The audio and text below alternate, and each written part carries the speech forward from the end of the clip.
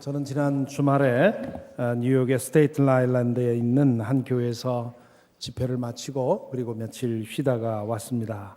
저를 위해서 기도해 주신 중보기도팀 그리고 교우들에게 감사를 드립니다. 여러분들의 기도의 덕분에 마음껏 섬기고 또 은혜 받고 돌아왔습니다. 지금은 많이 달라졌습니다만은 과거에는 집회를 인도하는 첫날에는 많이 긴장을 하게 됩니다. 전문적인 부흥사가 아니다 보니까 당연하다고 할 수도 있겠지요. 이 total stranger인 그런 회중 앞에서 말씀을 전하는 것이 처음에는 영적으로 굉장히 부담스럽습니다. 그러니까 긴장을 하다 보니까 또 마음껏 쏟아놓지 못하고요. 그렇기 때문에 첫날 집회를 마치고 숙소에 돌아오면 마음이 착잡해집니다. 마음껏 속에 있는 걸 쏟아놓지 못한 것 같은 느낌, 그리고 그래도 믿고 나를 초청해 주었는데 그 교회에 폐를 끼치는 거 아닌가 하는 그런 느낌, 이런 느낌 때문에 속상하기도 하고 그러지요.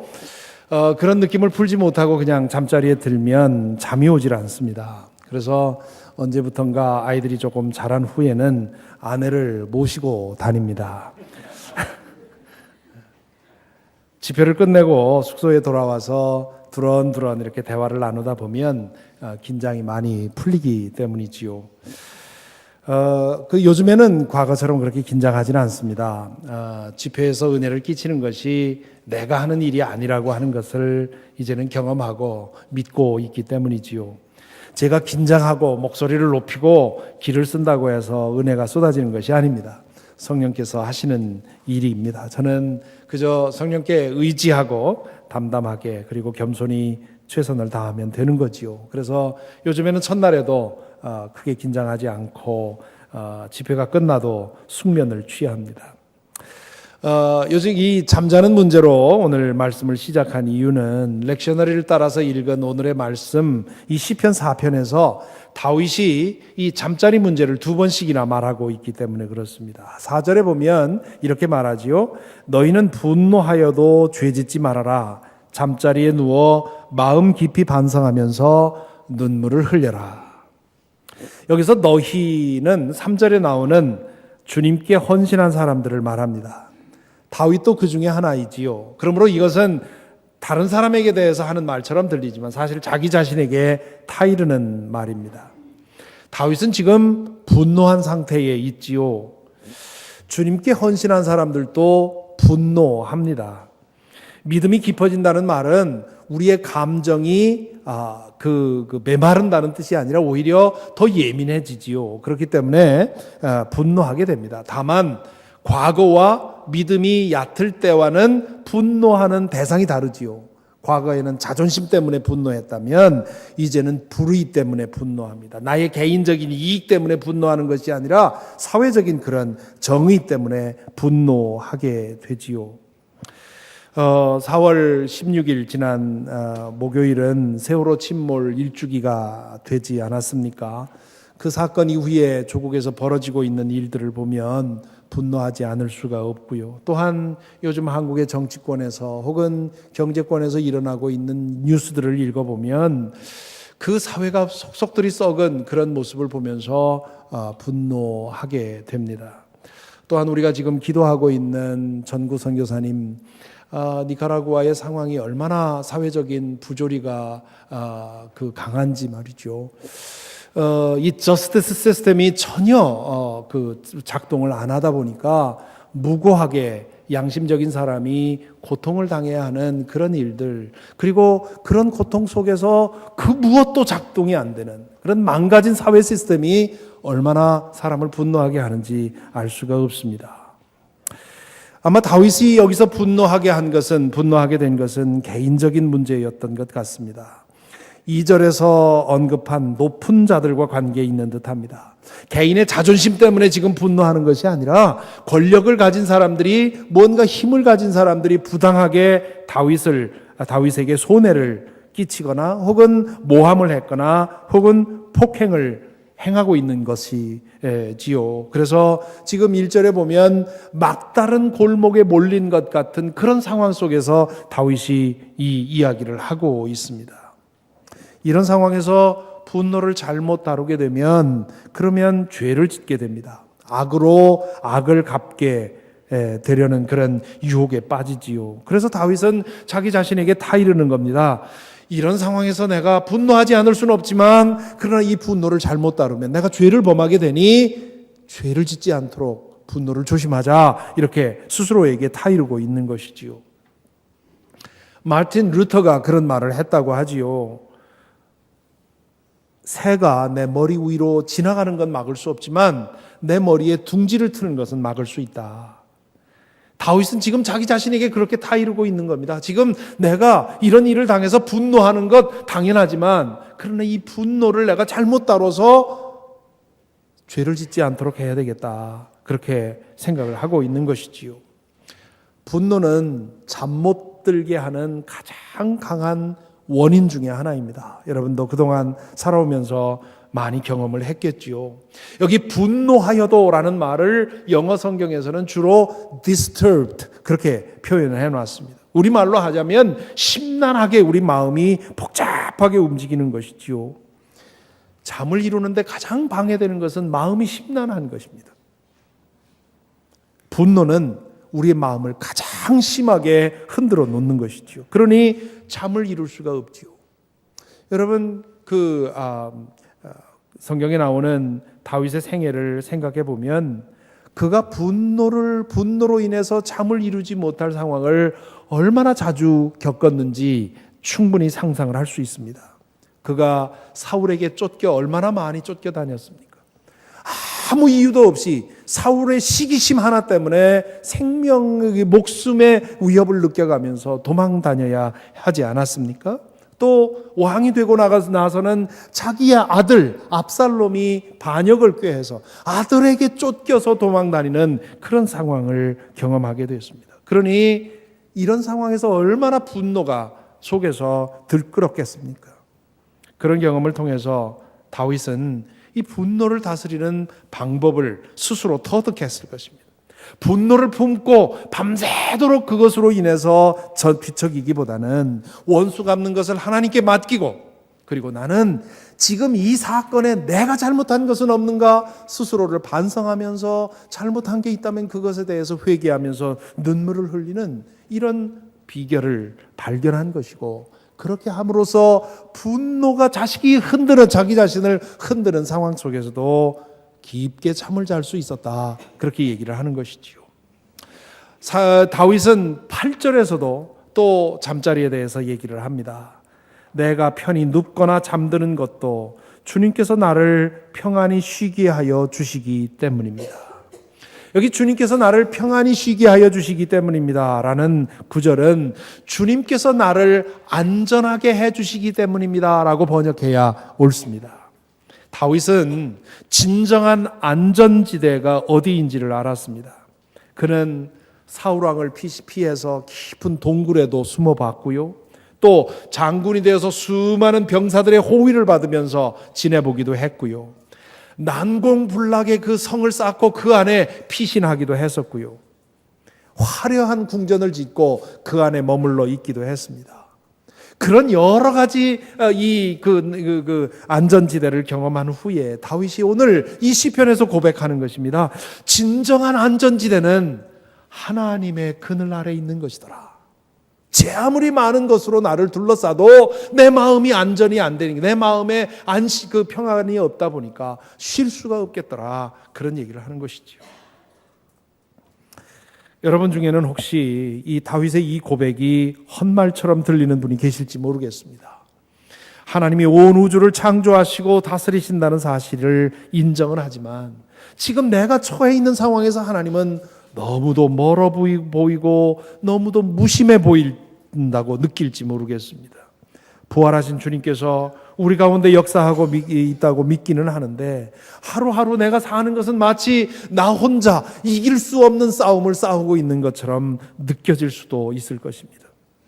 그런 상황에 이르게 되면 내가 처한 상황을 한 번에 뒤집어 버릴 수 있는 그런 강력한 뭐 없는가 이런 생각을 하게 되지요.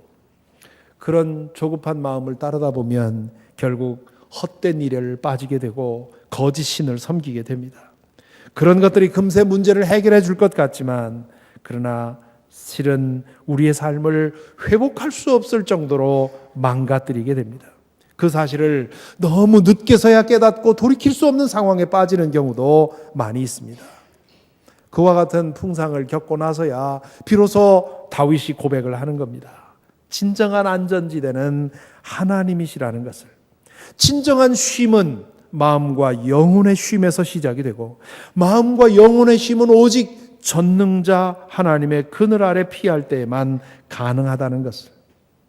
이렇듯 진실로 하나님은 살아계시고 그분은 전능하시며 나의 숨은 염려와 근심까지도 아시며 그 모든 것을 아름답게 만드시는 분이라는 사실을 진실하게 믿을 때 그분에게 모든 짐을 맡기고 우리는 편안하게 쉴 수가 있습니다.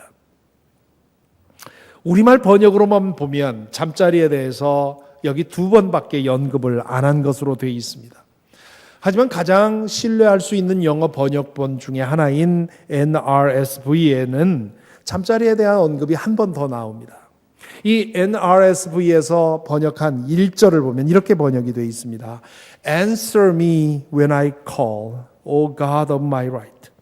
You gave me room when I was in distress. Be gracious to me and hear my prayer. 이 2번째 문장, You gave me room when I was in distress. 내가 어려움에 빠졌을 때 주님은 나에게 방을 주십니다. 이 히브리어 원문을 직역하자면 주님은 나를 넓혀 주십니다. 그런 뜻입니다. 그것을 우리말 번역, 새 번역에서는 나를 막다른 길목에서 벗어나게 해주십니다. 이렇게 번역을 했고 NRSV에서는 You gave me room 그렇게 번역을 했습니다. 방을 마련해 주는 것, 숨 쉴 여지를 마련해 주는 것을 말하고 있습니다. 이 말씀을 묵상을 하는 중에 과거에 저의 경험이 하나 떠올랐습니다. 몇 년 전의 일입니다. 그날도 어느 교회 가서 첫날 집회를 마치고 숙소에 돌아와서 아내와 대화를 나누다가 잠자리에 들었습니다. 그런데 잠이 오질 않았습니다. 아마 긴장이 충분히 풀리지 않았던 것 같습니다. 2시간도 넘게 엎치락 뒤치락 하고 500마리도 넘게 양도 세어보고 했는데 여전히 정신이 말짱합니다. 그런데 옆에서는 아내가 너무도 편하게 너무도 맛있게 색색거리며 자고 있습니다. 그럴 때면 갑자기 외로워지지요. 결국 혼자구나 그런 생각도 들고요. 한참 뒤척이다가 아휴 이러느니 나가서 책이나 읽자 생각을 하고 바깥으로 나갔습니다. 러비에도 가보고 복도 이곳저곳을 둘러보았지만 편안히 앉아서 쉴 만한 곳이 없습니다.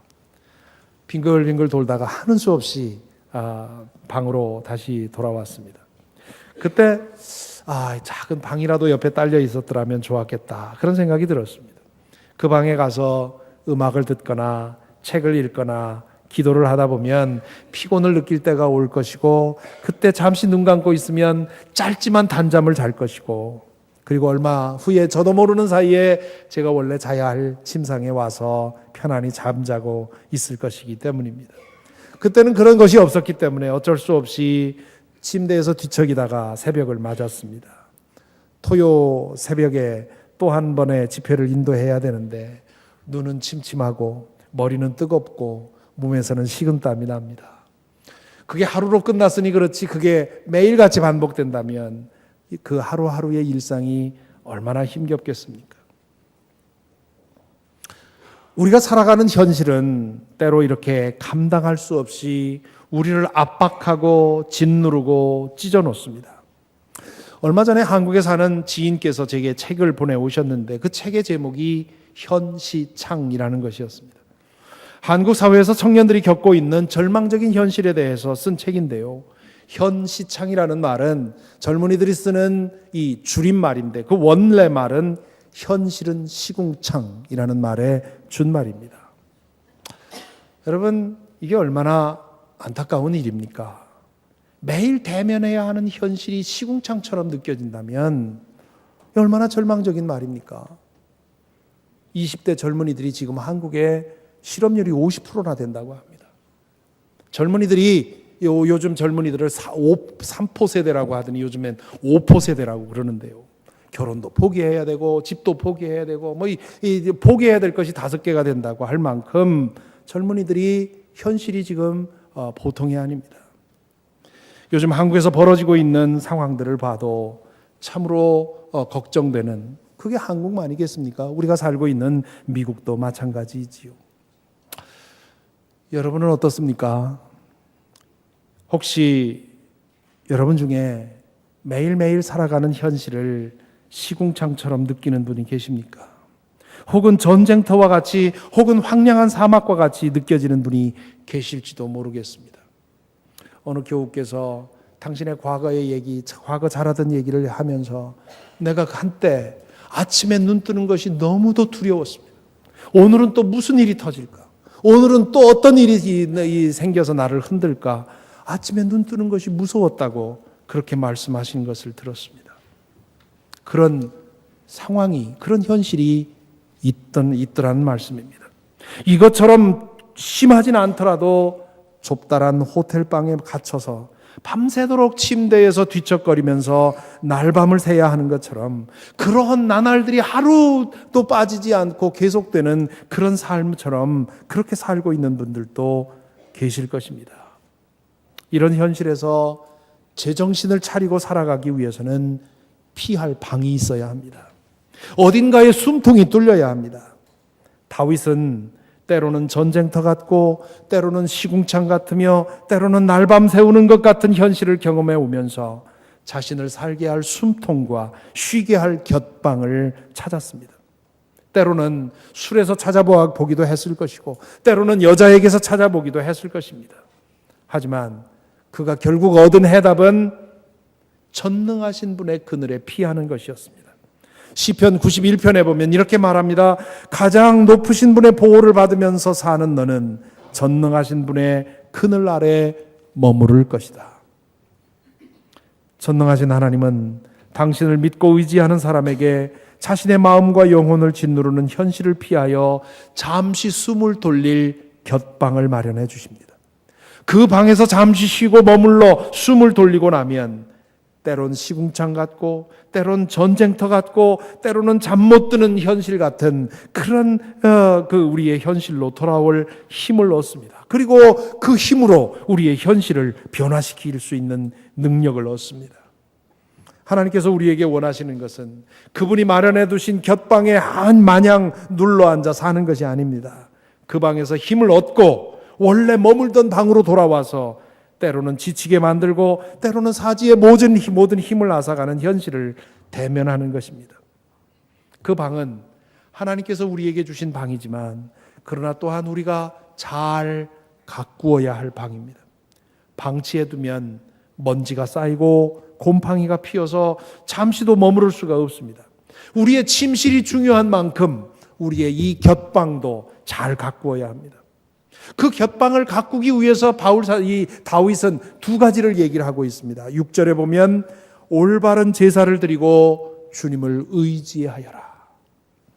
올바른 제사란 이렇게 함께 예배드리는 예배를 말하겠지요. 주님을 의지하라 하는 말은 매일매일 주님을 의지하고 살아가라는 말입니다. 올바른 제사를 드려야 매일매일 주님을 의지할 수 있고요. 매일매일 주님을 의지하고 사는 사람이 올바른 제사를 드릴 수 있습니다. 주님을 의지하는 거하고 주님을 믿는 거하고는 크게 차이가 있지요. 얼마 전에 전병구 장로님의 큰아들이 그 전 장로님의 장례식에서 아주 감동적인 그런 조사를 하게 되었지요. 이제 새로 나온 아가페지에 그동안 떠나신 분들의 그 장례식에서 있었던 조사들이 묶여 있는데요. 한번 보시기 바랍니다. 그 조사에서 이 큰아들이 아버지와 어머니가 나를 평생 여태까지 믿으라고 했던 그 하나님, 나는 믿지 않고 무신론자로 살았습니다. 그런데 지난 6주 동안 아버지와 함께 지내면서 그리고 아버지를 찾아온 당신들, 교우들을 바라보면서 이제는 아버지가 믿었던, 어머니가 믿었던 그 하나님이 있다는 것을 나도 인정하게 되었습니다. Now I can say I am a believer. 이런 고백을 해서 많은 분들이 감동을 받았습니다. 그런데요, 정말 기적 같은 일이 그분에게 일어난 것입니다. 그런데 이분이 진정한 믿음의 사람이 되기 위해서는 한 가지 기적이 더 필요합니다.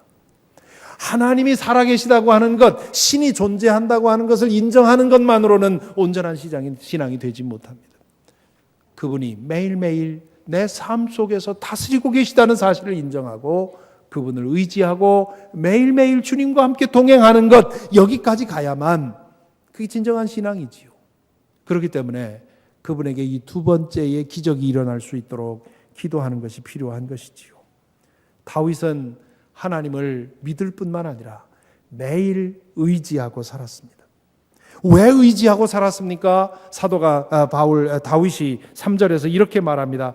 주님께서는 주님께 헌신하는 사람을 각별히 돌보심을 기억하여라. 주님께서는 내가 부르짖을 때에 들어주신다. 당신에게 헌신하는 사람들에 대해서 하나님이 각별히 돌보아 주시는데 그 각별히 돌보아 주시는 것을 내가 하는 일마다 잘 되고 자식들이 번영하고 번창하는 것, 이것을 생각하면 안 됩니다. 다윗은 그렇게 말하지 않습니다. 다윗은 이 시편을 쓸 때 모든 면에서 어려웠습니다. 그럼에도 불구하고 그는 하나님이 나를 각별히 돌보신다고 말합니다. 왜 그렇습니까? 7절에 보면 그 이유가 나옵니다. 주님께서 내 마음에 안겨주신 기쁨은 햇곡식과 새 포도주가 풍성할 때에 누리는 기쁨보다 더 큽니다. 저도 어릴 적에 시골에서 자랐기 때문에 기억합니다. 추수하는 날 얼마나 기뻤는지요. 모든 동네 사람들이 다 기뻤습니다. 농경사회에서 추수하는 것, 햇곡식을 창고 가득히 드리고 또 새 포도주를 마련하고 하는 것이 가장 행복한 일이겠지요. 이것을 오늘 도시 생활로 바꾸면 이런 말이 됩니다. 주님께서 내 마음에 안겨주신 기쁨은 투자한 주식이 상종가를 치고 자식이 좋은 대학에 들어가고 성체 같은 집을 마련했을 때에 누리는 기쁨보다 더 큽니다. 여러분이 넣고 싶은 거 넣으십시오. 여기다가 승진하는 거, 높은 자리에 앉는 것 등등, 그런 것들을 조금이라도 경험해 보신 분들은 압니다. 그것이 가져다 줄 수 있는 기쁨 며칠 가지 못합니다. 그리고 그런 상황에서 또 다른, 지금 내가 그동안 겪었던 것보다 더 큰 근심과 염려가 나를 흔들게 됩니다. 그러므로 이런 믿음, 다윗이 지금 고백하고 있는 것처럼 이 세상에서 얻을 수 있는 그 어떤 기쁨과는 비교도 할 수 없는 기쁨이 하나님에게 있고 그 평안이 하나님에게 있다고 하는 사실을 인정해야만 우리는 우리에게 주어진 곁방을 잘 가꿀 수 있습니다. 그렇게 되면 우리는 현실에서 지치고 힘겨워질 때마다 그 방에 들어가서 쉼을 얻고 용기를 얻고 다시금 현실을 대면할 힘을 얻습니다. 바로 그것이 다윗이 하나님을 의지하고 살아가면서 경험한 영적인 진실이었습니다. 다윗이 목동으로 살 때, 그리고 군인으로 살 때, 그리고 장군으로 살 때, 그리고 왕으로 사는 동안 그의 일상에는 끊임없이 염려와 근심거리가 그를 흔들었을 것입니다. 그런 상황에서 그는 하나님 안에서 쉴 방을 얻었습니다. 그분의 이름을 부르고 도움을 호소할 때마다 하나님은 다윗을 곁방으로 부르셔서 그를 만나주시고 그의 영혼을 새롭게 해주셨습니다. 사랑하는 성도 여러분, 여러분에게 이 곁방이 있습니까?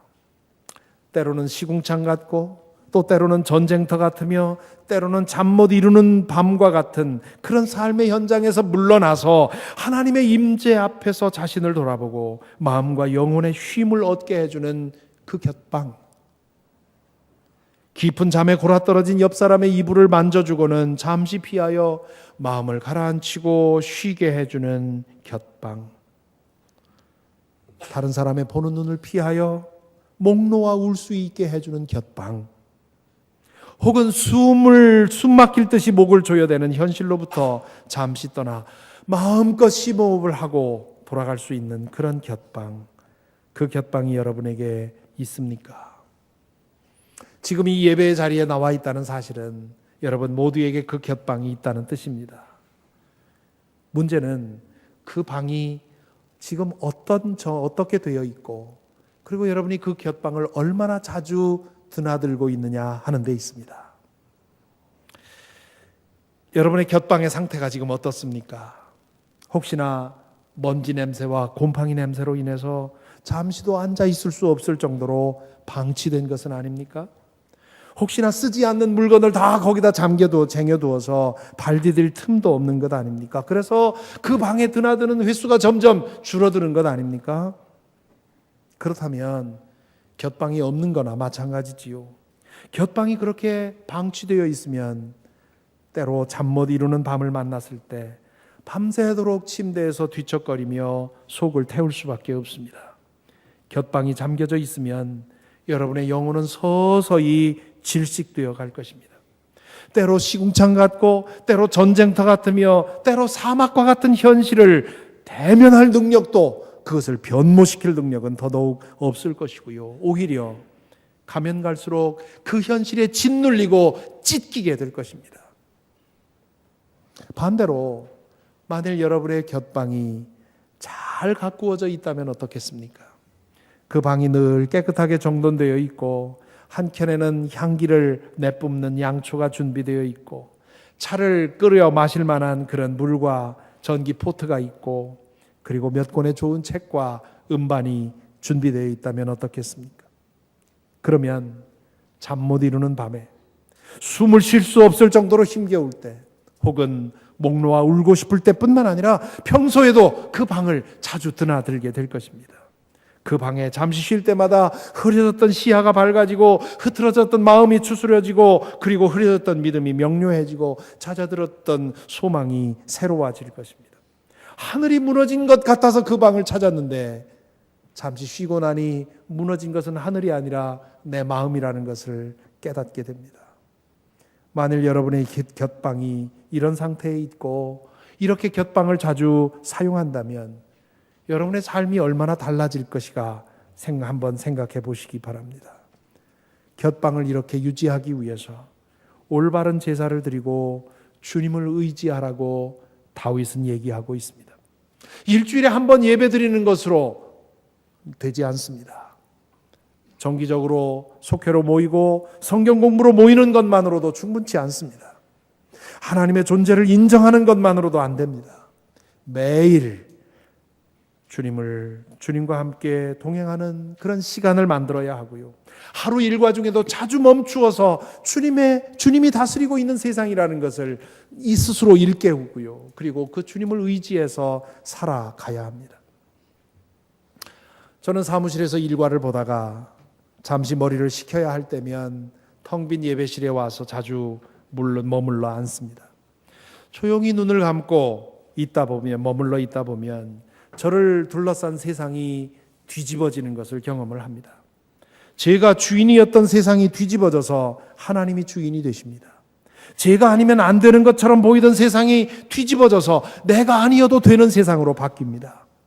내 생각대로 안 되면 큰일 날 것 같은 세상이 뒤집어져서 내 생각대로 되지 않아도 상관없는 그런 세상으로 바뀌게 됩니다. 내면의 우주가 뒤집어지고 나면 저 자신은 겸손해지고요. 겸손해지는 것만큼 평안과 담대함이 제 마음에 차오릅니다. 그러면 세상이 무너져도 상관없는 담대함이 내 안에 만들어지게 됩니다. 오늘의 시대를 특징 짓는 이름이 많이 있을 것입니다. 그중 하나가 불면의 시대입니다. 그만큼 우리의 삶은 복잡해졌고요. 마음은 분산되어 있고요. 현실은 끊임없이 우리를 몰아세웁니다. 그런 상황에서 세상은 끊임없이 우리를 흔들지요. 다른 사람에게 뒤처지지 않으려면 더 열심히 달리라고, 더 많은 일을 하라고, 더 많은 것을 잡으라고, 더 높아지기 위해 힘쓰라고, 그러면 달라질 거라고, 그러면 쉴 수 있을 것이라고, 그러면 여유가 생길 줄 모르겠다고, 그러면 행복을 얻을 것이라고 우리를 속이고 있습니다. 이 거짓 복음에 속아서 사는 사람들이 점점 더 많아지고 있습니다. 불행하게도 젊어질수록, 어린아이들수록 더 그렇습니다. 그로 인해서 육신과 마음의 질병이 생기고 사랑하는 사람들과의 관계가 깨어지고 우리가 사는 세상은 점점 더 지옥으로 변해가고 있지 않습니까? 그 현실 지옥에서 피해보고 싶어서 어떤 사람은 술에, 어떤 사람은 섹스에, 어떤 사람은 여행에, 어떤 사람은 취미생활에서 희망을 찾습니다. 하지만 거기서 잠시 숨을 쉬는 것 같았는데 현실로 돌아오면 더 힘겨워진 것을 보게 되지요. 그래서 결국은 약물의 도움을 받고 그리고 때로는 해서는 안 될 선택까지 하는 경우를 경험하게 됩니다. 여러분들 중에는 이미 그런 상황에 계신 분들도 계실 것입니다. 혹은 그만큼 심각하진 않지만 뜬 눈으로 날밤을 새는 것과 같은 그런 현실 속에서 하루하루 뜨거운 그런 번민의 밤을 지내는 분도 계실 것입니다. 그리고 더 많은 분들은 그래도 이만하면 괜찮겠다고 생각하는 분들이 더 많이 계시겠지요. 어떤 상태에 있든 상관없습니다. 속히 하나님께서 우리에게 만들어주신 이 방을 언제라도 찾을 수 있는 이 곁방을 아름답고 정갈하고 깨끗한 것으로 만드실 수 있기를 바랍니다. 올바른 제사와 매일매일 의지하는 삶을 통해서 우리의 곁방을 정갈하고 아늑하게 꾸미도록 하십시다. 언제라도 그 곁방에 들어가서 마음과 영혼 안에 쌓인 것들을 쏟아놓고 안식과 용기를 얻으실 수 있기를 바랍니다. 그것이 여러분의 삶의 가장 중요한 습관이 되도록 그렇게 만드실 수 있기를 바랍니다. 왜냐하면 그것 아니면 때로는 시궁창 같고 때로는 전쟁터 같으며 때로는 사막과 같은 우리의 현실을 대면하고 그것을 변무시킬 능력이 어디에서도 얻을 수 없기 때문입니다. 부디 다윗이 오늘 말하는 것처럼 헛된 것, 거짓신 이런 것에 희망 두고 그것을 잡으려고 인생을 허비하지 마시고 하나님 안에서 이 전능자의 그늘 아래서 진정한 안식과 쉼과 용기를 얻으시고 그리고 하나님 안에서 살아가는 저와 여러분이 되기를 간절히 기원합니다. 기도하겠습니다. 잠시 말씀을 묵상하십시다. 여러분에게 하나님께서 만들어주신 곁방이 어떤 상태에 있습니까? 일주일에 한 번 잠시 들어가 쉬는 것으로 인해서 점점 더 폐허가 되고 있는 것은 아닙니까? 일주일에 한 번이 아니라 몇 번 들어가기는 하지만 그러나 여전히 방치되어서 가서 쉬고 싶지 않은 정말 절박한 때가 아니면 가고 싶지 않은 그런 곳이 되어버린 것은 아닙니까? 매일매일 주님을 의지하고 살며 올바른 제사를 드림으로써 그렇게 절박하지 않더라도 늘 그곳에 가서 주님을 만나고 싶은 그런 골방이 되도록, 그런 곁방이 되도록 가꾸지 않으면 안 됩니다. 여러분이 지금 평안한 상태에 있습니까? 아직 평안하다 할 때 이 습관을 여러분의 삶의 가장 중요한 습관으로 들이시기를 바랍니다. 지금 어렵습니까? 지금 고통스럽습니까? 그러면 그럴수록 더욱더 주님을 찾으시기 바랍니다.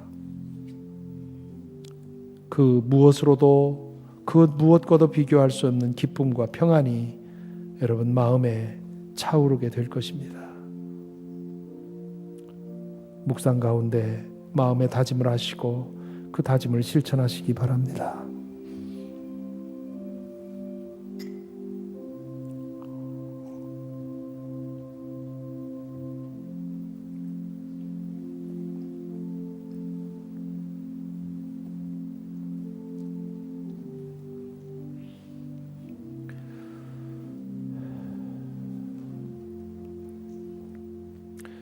우리를 곁방으로 부르시는 주님, 우리의 숨통을 열어주시며 우리를 진실로 쉬게 하시는 주님, 우리의 안전지대가 되시는 주님, 주님을 예배합니다.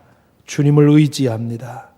주님 안에서 얻은 안식과 용기로서 저희의 현실을 대면하게 하시고 변모시키게 우리를 인도하여 주옵소서.